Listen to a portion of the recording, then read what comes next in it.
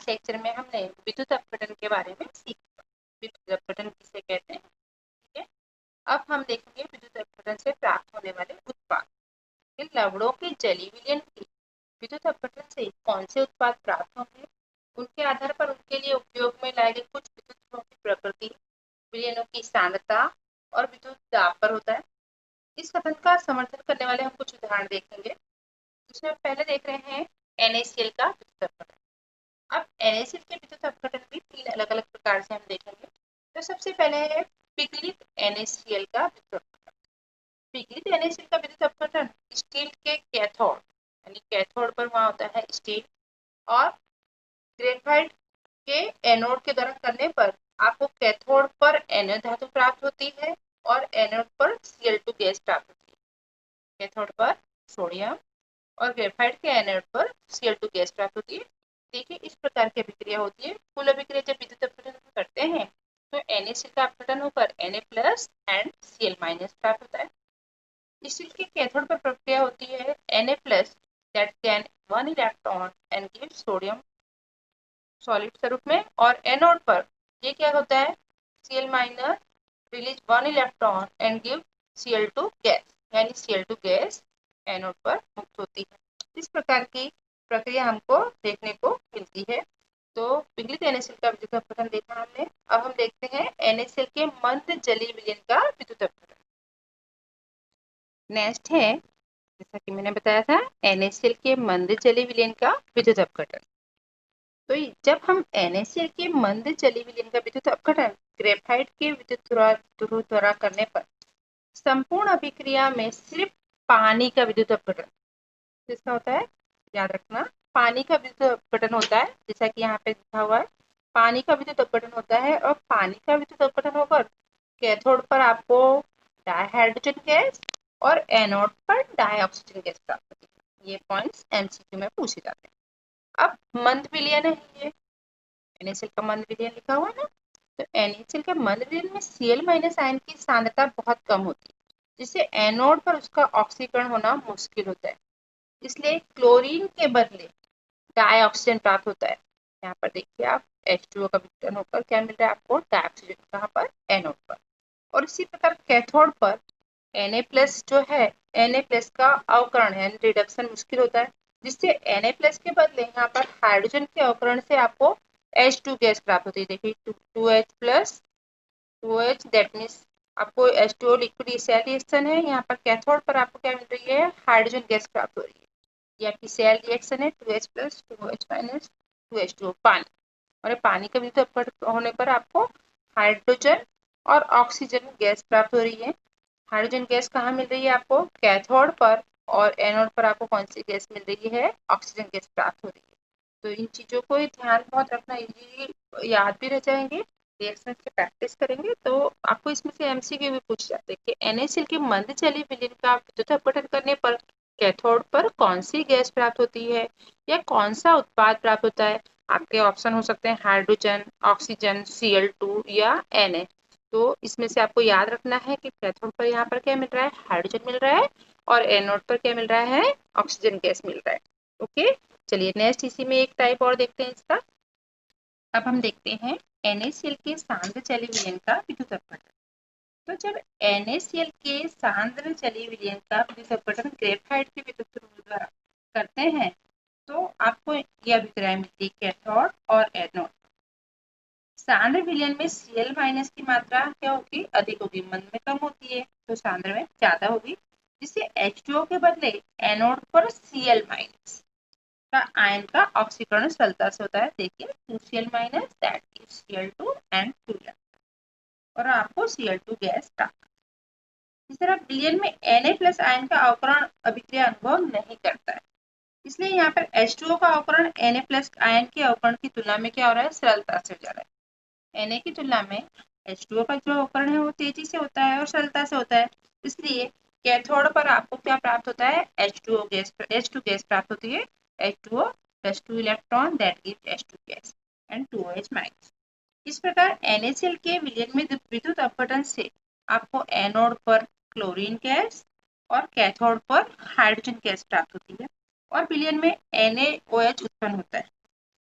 विलयन में रहे Na+ और आयन और कैथोड के पास रहा OH- आयन जब होता है मुक्त होता है तब क्या बनता है आपका NaOH बनता है। Na+ और OH मिलकर क्या बना देते हैं आपके पास NaOH बनाते हैं।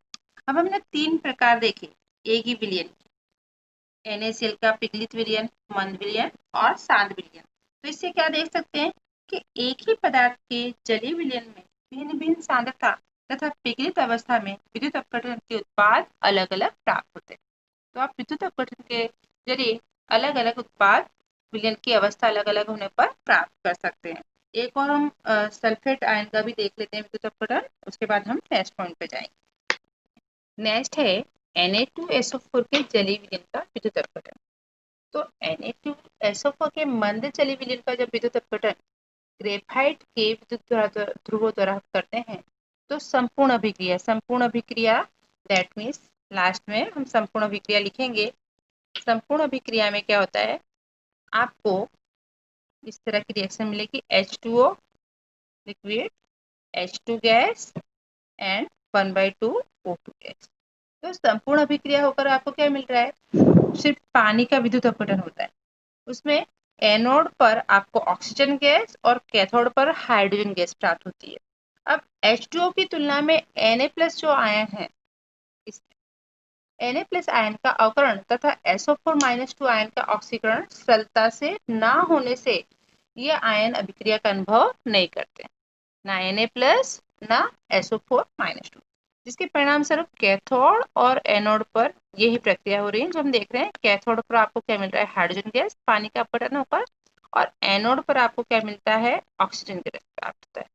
तो ये सारी प्रक्रियाएं बहुत इंपॉर्टेंट हैं बच्चों, आपको MCQs वगैरह में भी पूछते हैं। और अब जब सम्स करोगे विद्युत अपघटन के तब भी ये कैथोडिक रिएक्शन और एनोडिक रिएक्शन आपको काम आएगी कि ऑक्सीजन की मात्रा प्राप्त करनी है सवाल में या हाइड्रोजन की मात्रा प्राप्त करनी है, तो उसके लिए आपको प्रक्रिया पता होना बहुत जरूरी है। तो ये इस प्रकार की कैथोडिक और एनोडिक रिएक्शन में विघटन के परिणाम स्वरूप क्या प्राप्त होता है ये जानना बहुत जरूरी है और ये आपको तैयार करना है। नेक्स्ट टॉपिक है हमारा बैटरी। बैटरी क्या होती है, आप डेली यूज में बहुत यूज करते हैं बैटरी। आज कोई भी बैटरी वास्तव में क्या है या सेल जिसे हम विद्युत के स्रोत के रूप में प्रयोग में लाते हैं। मूलतः वह एक गैल्वेनिक सेल जो रेडॉक्स अभिक्रिया की रासायनिक ऊर्जा को विद्युत ऊर्जा में बदलता है। किंतु बैटरी का जो प्रायोगिक उपयोग के लिए उसे एक हल्की तथा सुसंबद्ध होना चाहिए और ऐसा प्रयोग में लाते समय इसकी वोल्टता में अधिक परिवर्तन नहीं होना चाहिए, ये चीज का ध्यान रखना है। अब बैटरी जो होती है मुख्य 2 प्रकार की होती है, एक है प्राथमिक और दूसरी होती है द्वितीय। प्राथमिक बैटरी जो होती है लंबे समय तक उपयोग के बाद ये अनुपयोगी बनती है, उन्हें फेंक देना पड़ता है।